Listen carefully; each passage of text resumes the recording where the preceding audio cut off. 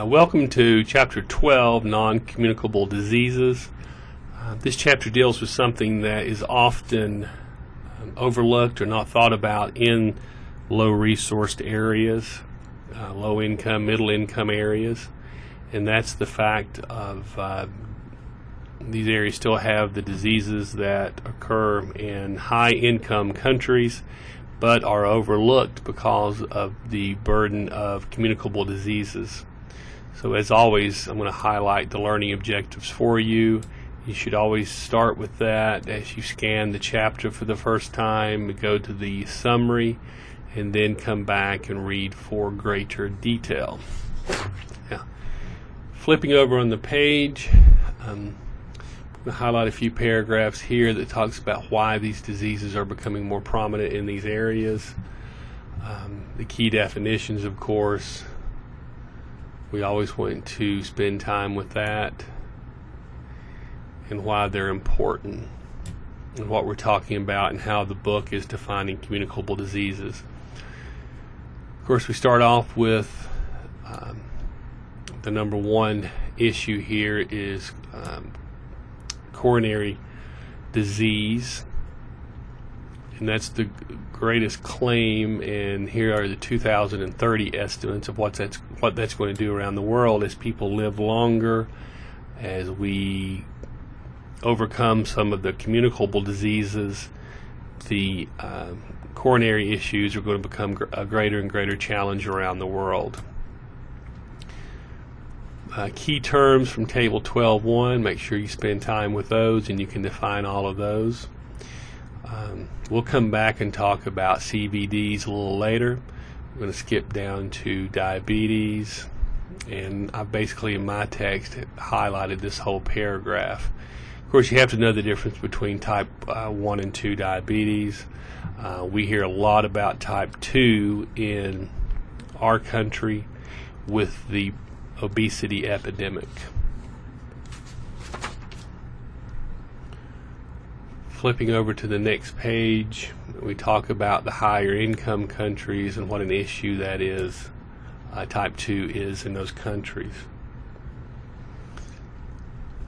Now, in areas where this goes untreated, we have the greater the more prominent issues of blindness, kidney problems, circulatory problems, and so on that occur when diabetes cannot be treated. As we go through this chapter, you have to think about these low resource and middle income areas that have so few and limited resources, and some of these diseases that occur almost behind the scenes with individuals, how hard it would be to get treatment for these. As the chapter goes on and we talk about mental health and so on, when you have people without water, you have these almost plague-like conditions. To have things like mental health and diabetes that occur second and third layer, it's really easy to see how these things can go on and get little attention and very little to no treatment. Now, cancers occur around the world just like they would that we have here in the States. Something a little different, we'll talk more about the stomach cancers and how that's associated with H. pylori. I'm going to highlight Table 12.4, look at cancer around the world, and there's stomach cancer in East Asia and Pacific with the H. pylori issue. Over on page 384, highlighted that for you in the paragraph, and read some about that with the H. pylori issue. And then the mental health issue, and we think about the troubles we have in a country like the United States with mental health and the drug issues, and then go to somewhere where resources are so limited that something that's really not bleeding may not get any attention at all. On that, if you can use that analogy for from an ER. Depression alone is going up, but we can see what it does for the daily losses here, or the disability losses.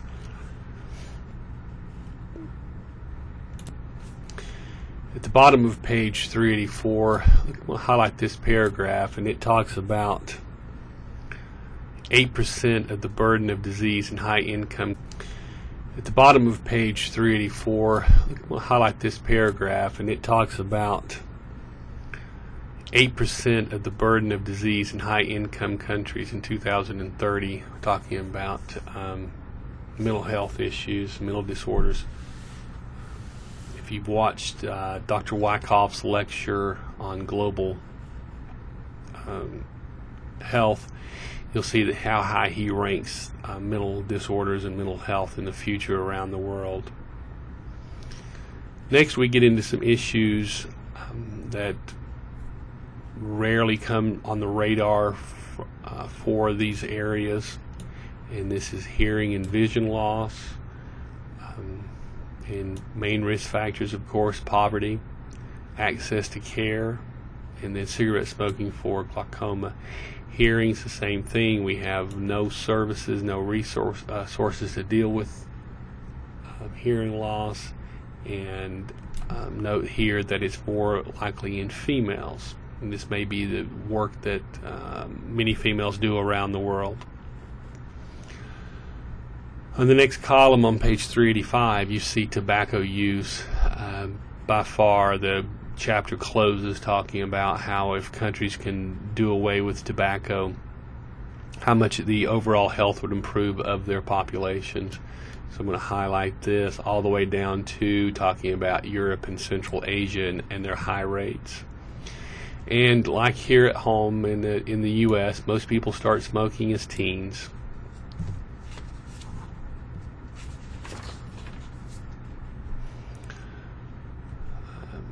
In the case studies, at the end of the book, we'll talk about some interventions that have had some success with tobacco. One of those is in Poland. Now, alcohol, high risk, how it's defined internationally, and I've highlighted a couple of paragraphs here for you, and then down to the areas where it is the most prevalent.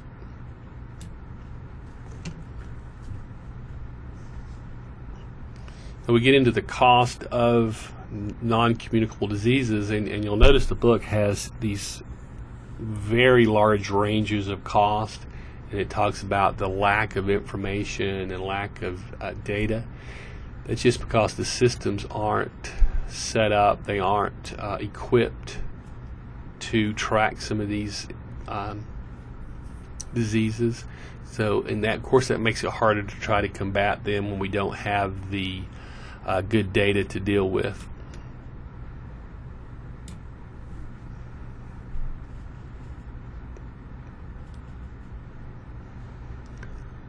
Here's the cost of cardiovascular disease, and we would talk about 2 to 3% of the gross domestic product in that country, and what kind of a cost that would be.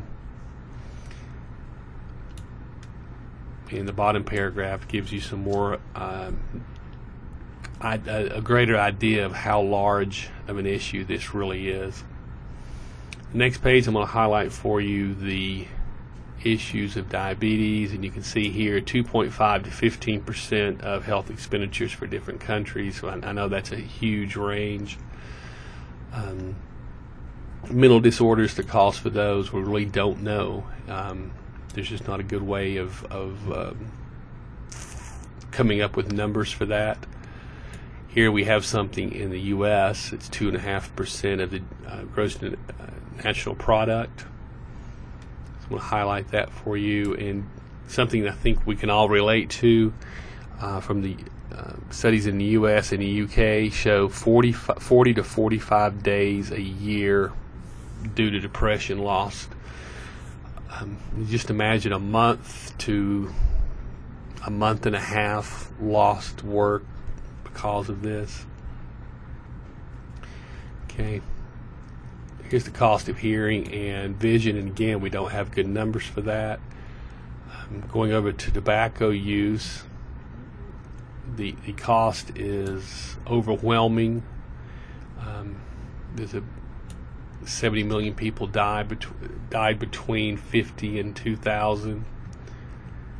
So pay extra attention to the idea of the numbers of smokers between now and 2025. Alcohol abuse.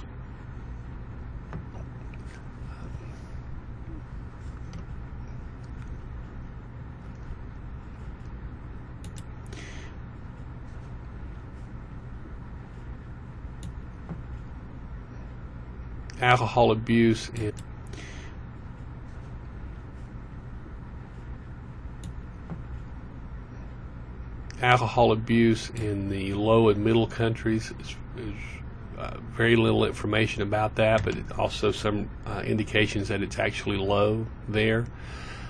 The indirect cost of alcohol abuse is almost immeasurable because of the ripple effect of the abuse from injury, accident, the number of lives it affects.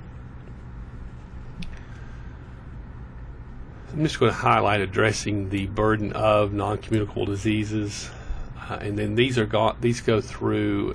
This section goes through and looks at tobacco use. What you'll have to do is just go through each one of these and look at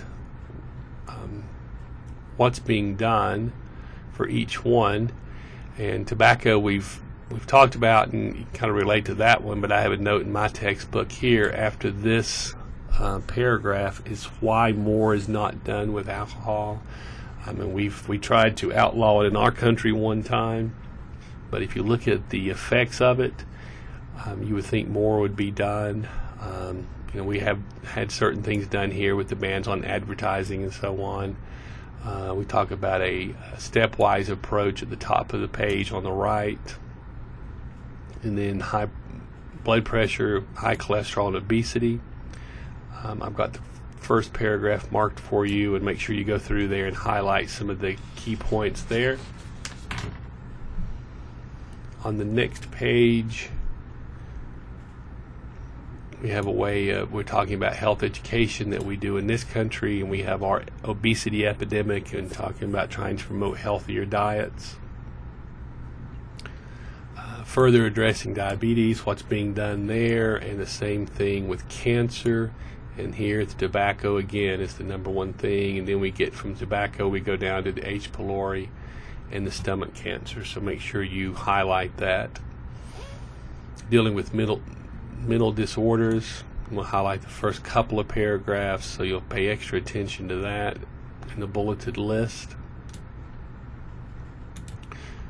Okay, now we go over to the case studies.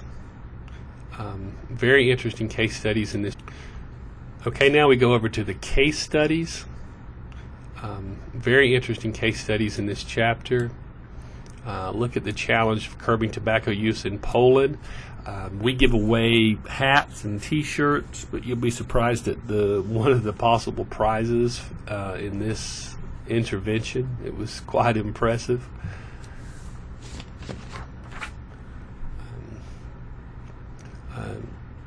Make sure you understand the intervention, and then, of course, the impact of that, the lessons learned with it.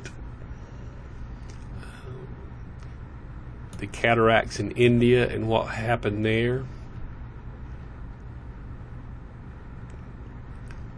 And then we go over to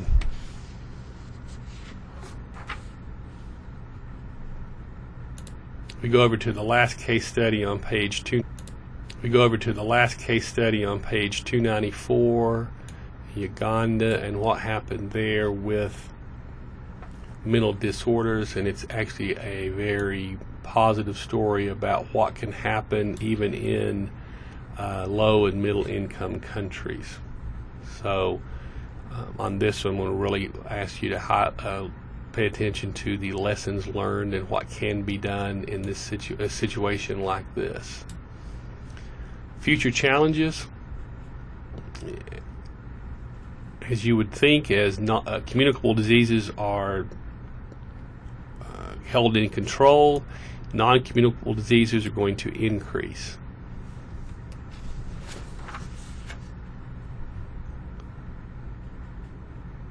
So on page 296, we talk about some low cost protections that could be implemented for non-communicable diseases. And then the main message really talks about, on the very last page, talks about the cost of treating, alcohol and salt reduction, on how to curb some of these non-communicable diseases. A lot of different topics on this that are covered somewhat in an overview manner. Make sure you can go through and pick out 2 or 3 of the key points for each one, highlight those, go back and spend some time with those so you can speak to each of the areas with the main point about each non-communicable disease.